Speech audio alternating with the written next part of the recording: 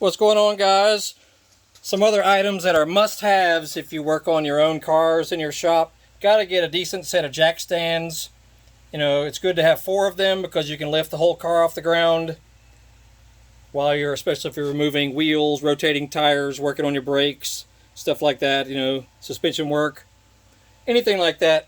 Instead of trying to just hold up the car, you know, just with the jack alone, which you should use in addition to the jack stands, get you a good set of jack stands. You can get these most anywhere, but I'll put links down below where you can find them at a good price and shipped straight to your door.